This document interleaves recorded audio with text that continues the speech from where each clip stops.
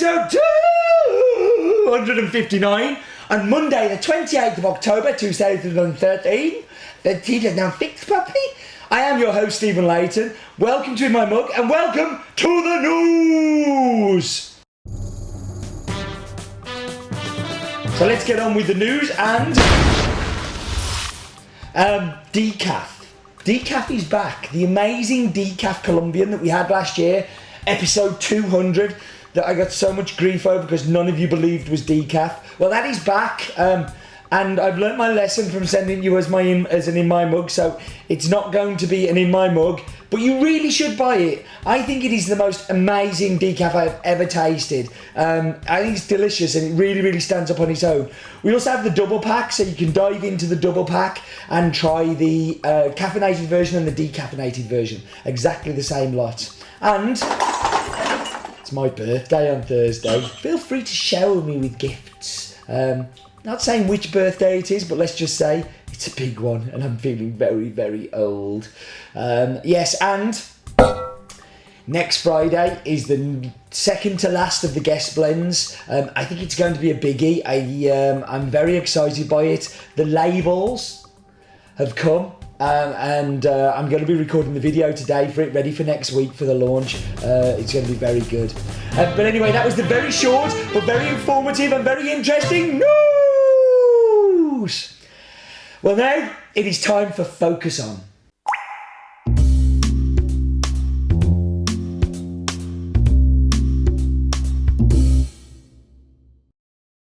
So this week's coffee's from El Salvador, the origins of Pacamara, and from one of the first farms that this was ever farmed and tested on.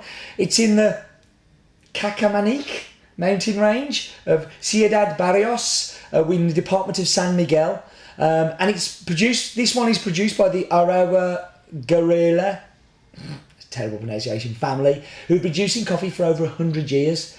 But in the 80s, due to the war in El Salvador, the war that started in Ciudad Barrios region, the land had to be abandoned and left.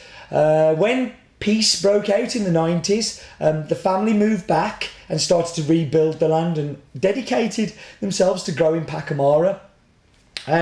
With the help of a very famous guy called Angel Cabrera, who is one of the godfathers of Pacamara, and with some help from Pro Cafe, which is the organising committee in El Salvador. They really worked hard. So hard, in fact, that Luis Alonso Araro, who is the producer of this, received a prize for coffee innovation in Pacamara in 1996. And I kind of feel this is a good way to bring the focus on back round to finish it off, because this is the last of the focus on Pacamaras. The region has great conditions for growing Pacamara, and that's why it was chosen for some of the original plantings. In fact, it's so good that Gerard Barrios, who is known as the father of coffee in El Salvador, actually first planted coffee in this region, and the first coffee mill in El Salvador was there in the 1800s, and in the town of San Mateos, which is the nearest town to this coffee. So we should look at the figures. So the farm is called El Salvador Finca Las Alpes. It's owned by Luis Alfonso Araro. The varietal is Pacamara. It has an elevation of 1,500 metres above sea level. The mill it's processed at is the Santiago da Maria mill, and this comes from lot 418. The province is San Miguel. The municipality is Ciudad Barrios. The nearest city is San Mateos, and the region is Pacamara, that's it. Pacamara, got it right. So let's go find out about Pacamara in the wonderful, interesting map bit. It's the map bit. No expense spent. It's the map bit. Hello. Right, we go down to Has-Been Towers, we come up from Has-Been Towers, and we go across to the amazing continent of Central America. I love Central America. It is full of some of the most amazing coffees. But let's look in some more detail at this stunning content. So there are seven growing coffee countries. That is the total of the coffee. They all grow coffee. Population of 42 million. Surface area of 524 square kilometres. Comparing that to the UK of 243 square kilometres, you get some idea of the size. So we're interested in El Salvador. Now, if you look to the left, oh, actually, before we do that, let's go and look at the figures. I'm jumping ahead of myself. His name is El Salvador, population of 6 million and growing. Size, around about the same size as well, and the capital city is San Salvador.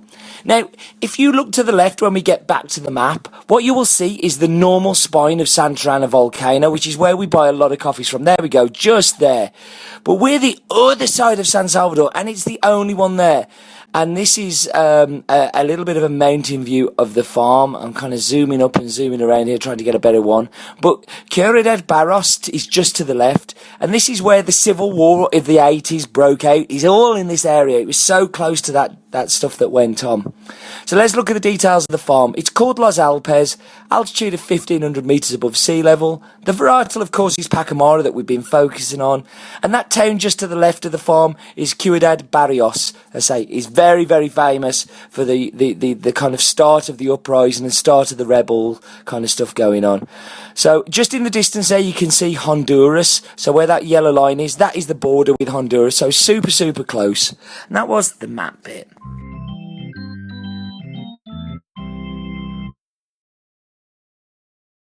It's great to have the map bit back, and it's great to have Roland's Daft Fact back.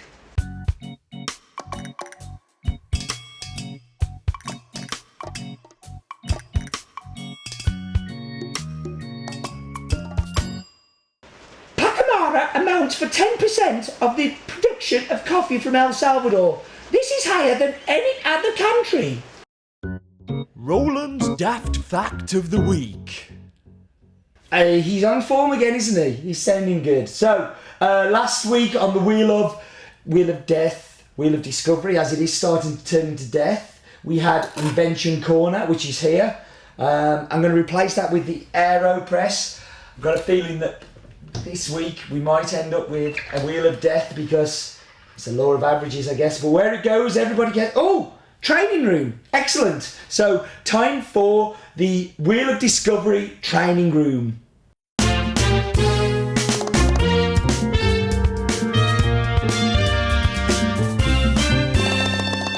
So let's go discovering. Out of there, into here. Say hello, Chris, and hello, Roland. Hello, Chris. Now, you were meant to say hello, Roland, and you were meant to say hello, Chris. So, this is the training room. See here, we've got brew bar, coffee ready for in my mug, going to be ground and sorted in a minute. You've got Slayer over there, we've got GB5 over there, Slayer that's been worked on over there, which is being serviced, and you can get that in. Invention Corner, where we went last time, and of course, the very, very important table tennis table. We wouldn't get any work done without this. And that was the Wheel of Discovery!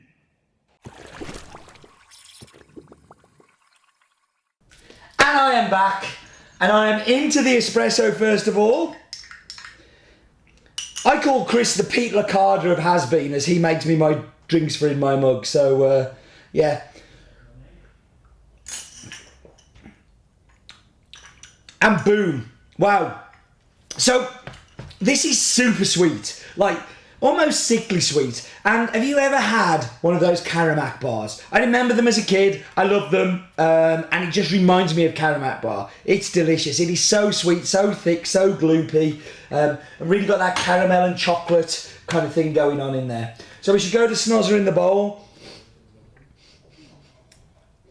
Beautifully aromatic, kind of almost smells a bit floral, which I don't get in the cup so much. I have got a little bit of a cold, as you may hear, so it's actually harder for me to smell, but it still comes through as this super floral, interesting thing. So into milk. Now, I've got a bit of an admission to make. While I was in Milan, in Italy, I actually drank quite a few cappuccinos and enjoyed them. I think I'm turning to the cap.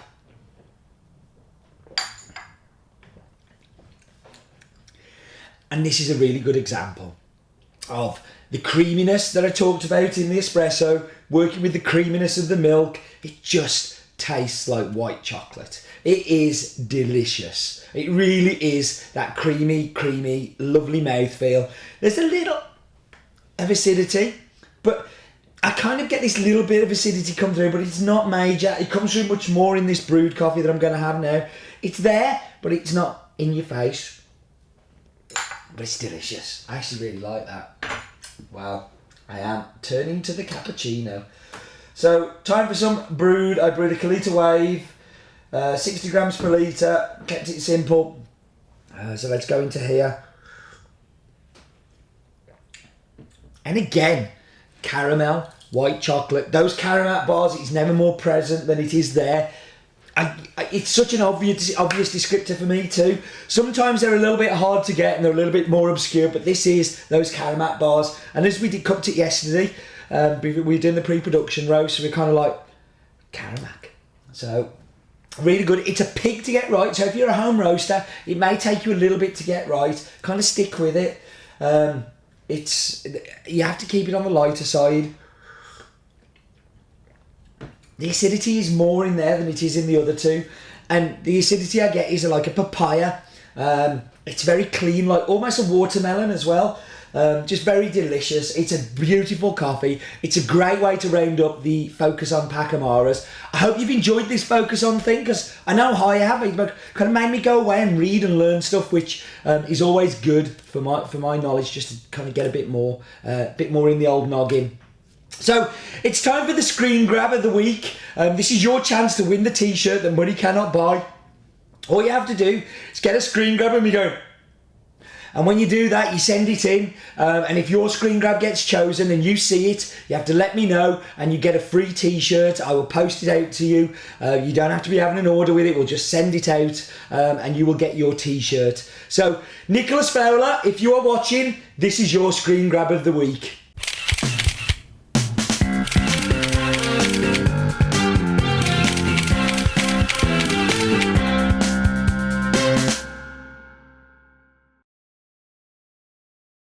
So Nicholas, you know what to do. If you're watching this and it's in the week that the In My Mug is out and released, drop us an email with your size, with your address. We will get that t-shirt out to you. Thank you very, very, very, very, very, very much for watching In My Mug. Thank you very much. Thank you very... I'm getting weird. Do remember, life is too short for bad coffee.